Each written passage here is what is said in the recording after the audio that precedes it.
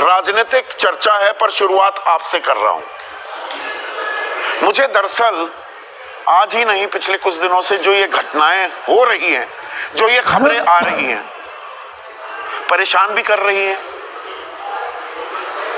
गुस्सा भी आ रहा है।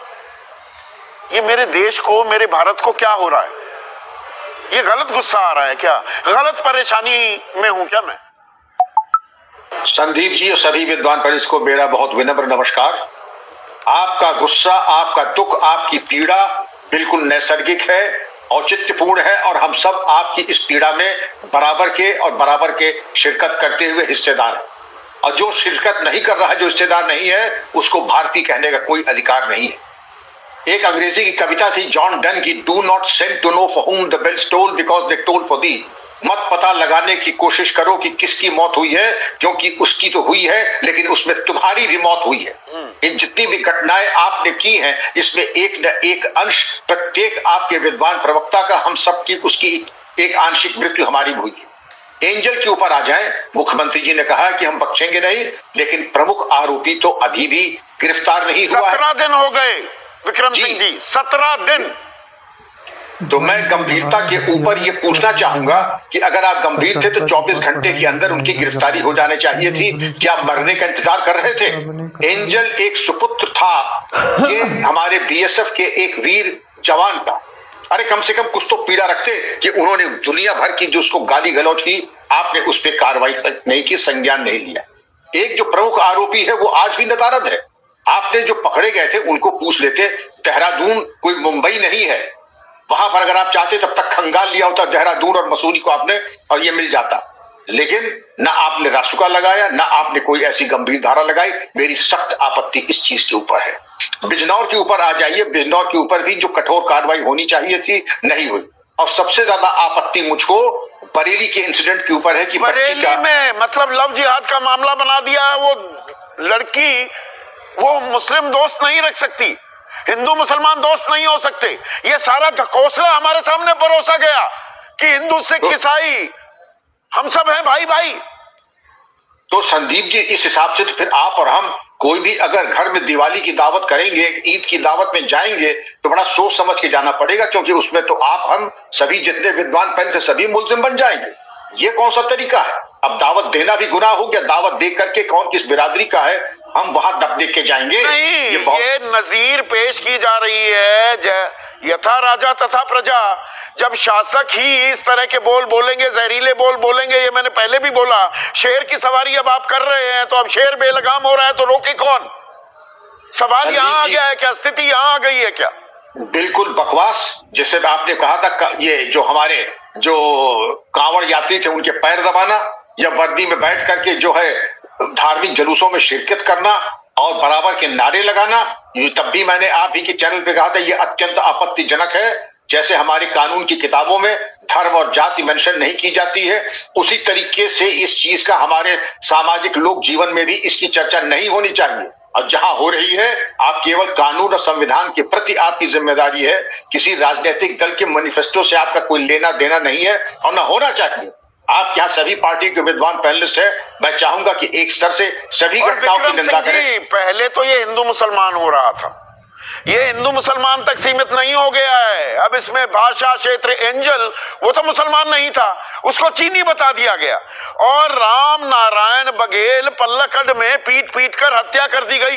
बांग्लादेशी समझ लिया गया, वो तो छत्तीसगढ़ के रहने वाले थे। हमारी आपकी राष्ट्रीयता को तार तार करने में हमारे विद्वान राजनेता कोई कसर छोड़ नहीं रहे। और जो आपने नाम लिया था ये मैडम इल्तिजा मुफ्ती जी का, मैं समझता हूं कि ये लोग अगर केवल संवेदना के 2 शब्द कहते उतना ही पर्याप्त है, बनस्पत इसके कि इसके बारे में अपनी विद्वता प्रकट करें। केवल ये कहते कानून के हिसाब से दोषियों के खिलाफ कार्रवाई की जाए, उतना ही पर्याप्त है। वहां जातीयता का जहर घोलना और सांप्रदायिक बातें करना, अपने वोट बैंक को मजबूत करना, मुझे सख्त आपत्ति है। नेता तो कर रहे हैं, पुलिस को कौन रोक रहा है? ये कैथल में ये कौन है? ये सिर्फ उसका अंदाज, तौर तरीके से ही आप ये सहज अंदाजा लगा सकते हैं उसको। ना तो पूरा वंदे मातरम आता और ना वंदे मातरम के मतलब पता है, पर वंदे मातरम गवाना है और कश्मीरी को पाकिस्तानी बताना है। अरे बांग्लादेश में तुमने मार दिए, बांग्लादेशी वहां पे जो हिंदू है, मेरी पूरी संवेदनाएं है, मानवता की हत्या है, पर बाहरी हिंदू हिंदुस्तानी और अपना मुसलमान पाकिस्तानी क्यों बना रहे हो भाई? संदीप जी, वंदे मातरम छोड़ दीजिए, उनको जिस दिन पकड़े जाएंगे जिस दिन आ जाएगा, मैं शर्त हारने को तैयार हूं। लेकिन वो कौन से स्वयंभू ठेकेदार हो गए वंदे मातरम के या हमारे भारतीयता के? ये भारत सबका है, सब भारतीय हैं। और इस तरीके की अवांछनीय टिप्पणी, मैं समझता हूं कि पुलिस और प्रशासन को चाहिए इस प्रकार की घटनाओं को सर्वोच्च प्राथमिकता दें। लेकिन जो भी दृष्टांत आपने बताए हैं, पुलिस ने उसको लगता है कि 25वें 26वें प्राथमिकता पे रखा, जिससे कि जो मुलजिम थे न हरियाणा में गिरफ्तार हुआ न देहरादून में गिरफ्तार हुआ। मुझे शक है कहीं और भी गिरफ्तार हुआ कि नहीं।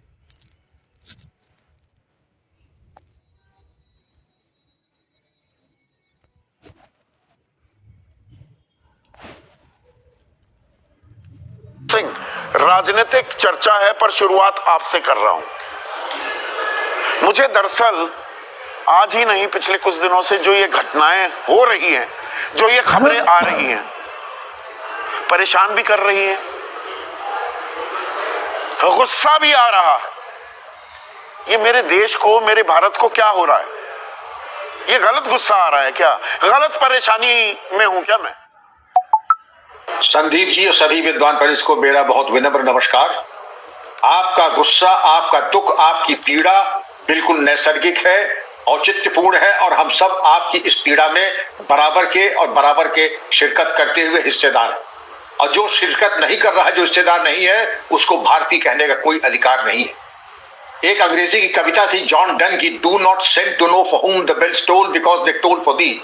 मत पता लगाने की कोशिश करो कि किसकी मौत हुई है, क्योंकि उसकी तो हुई है, लेकिन उसमें तुम्हारी भी मौत हुई है।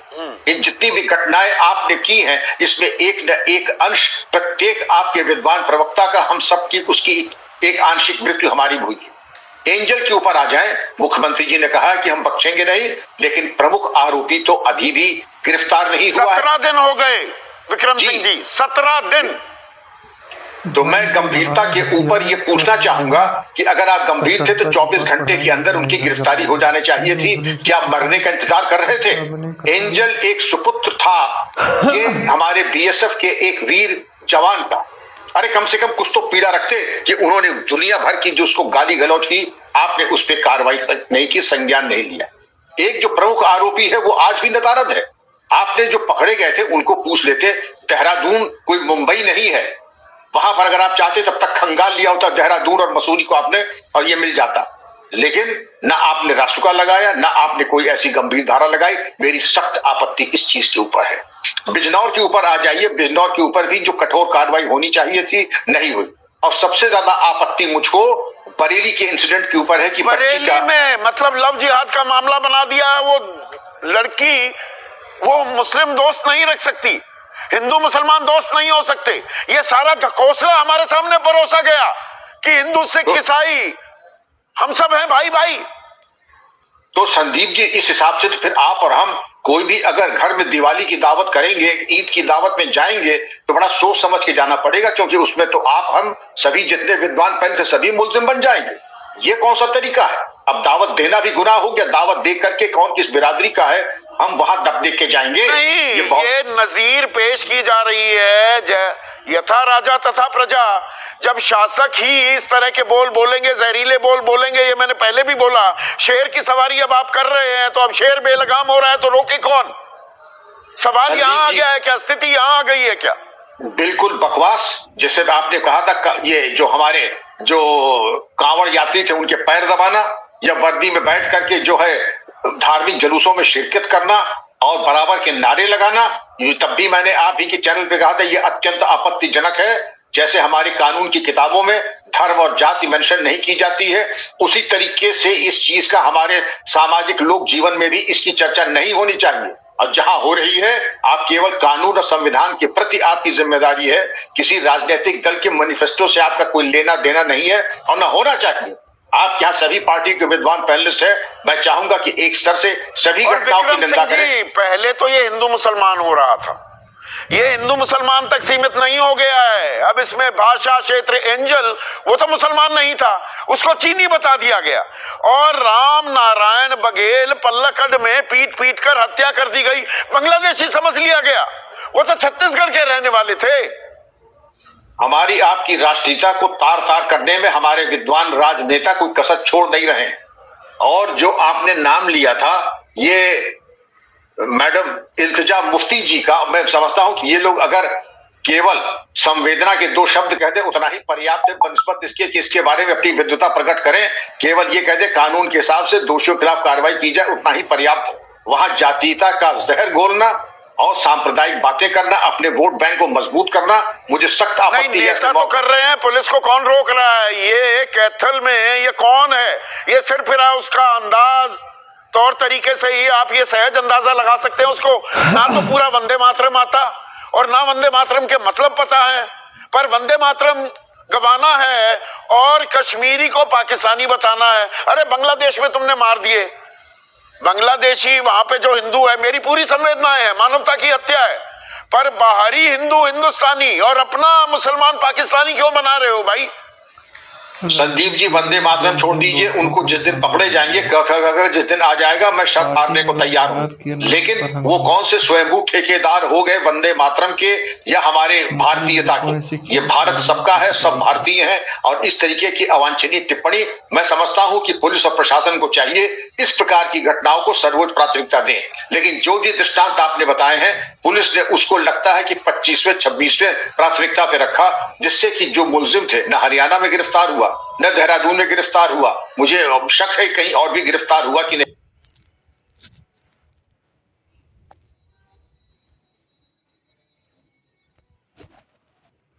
क्या बिल्कुल बकवास। जैसे आपने कहा था ये जो हमारे जो कांवड़ यात्री थे उनके पैर दबाना या वर्दी में बैठ करके जो है धार्मिक जुलूसों में शिरकत करना और बराबर के नारे लगाना, तब भी मैंने आप ही के चैनल पे कहा था ये अत्यंत आपत्तिजनक है। जैसे हमारी कानून की किताबों में धर्म और जाति मेंशन नहीं की जाती है, उसी तरीके से इस चीज का हमारे सामाजिक लोक जीवन में भी इसकी चर्चा नहीं होनी चाहिए। और जहां हो रही है आप केवल कानून और संविधान के प्रति आपकी जिम्मेदारी है, किसी राजनीतिक दल के मैनिफेस्टो से आपका कोई लेना देना नहीं है और ना होना चाहिए। आप क्या सभी पार्टी के विद्वान पैनलिस्ट है, मैं चाहूंगा कि एक स्तर से सभी घटनाओं की निंदा करें। पहले तो ये हिंदू मुसलमान हो रहा था, ये हिंदू मुसलमान तक सीमित नहीं हो गया है। अब इसमें भाषा क्षेत्र एंजल वो तो मुसलमान नहीं था, उसको चीनी बता दिया गया और राम नारायण बघेल पल्लकड में पीट पीट कर हत्या कर दी गई, बांग्लादेशी समझ लिया गया, वो तो छत्तीसगढ़ के रहने वाले थे। हमारी आपकी तौर तरीके से ही आप ये सहज अंदाजा लगा सकते हैं उसको। ना तो पूरा वंदे मातरम आता और ना वंदे मातरम के मतलब पता है, पर वंदे मातरम गवाना है और कश्मीरी को पाकिस्तानी बताना है। अरे बांग्लादेश में तुमने मार दिए, बांग्लादेशी वहां पे जो हिंदू है, मेरी पूरी संवेदनाएं है, मानवता की हत्या है, पर बाहरी हिंदू हिंदुस्तानी और अपना मुसलमान पाकिस्तानी क्यों बना रहे हो भाई?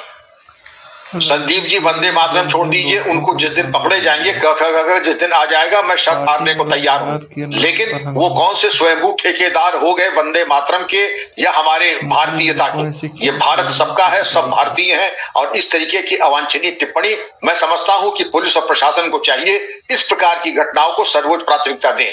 लेकिन जो भी दृष्टांत आपने बताए हैं पुलिस ने उसको लगता है कि 25वें 26वें प्राथमिकता पे रखा, जिससे कि जो मुलजिम थे न हरियाणा में गिरफ्तार हुआ न देहरादून में गिरफ्तार हुआ, मुझे शक है कहीं और भी गिरफ्तार हुआ कि नहीं।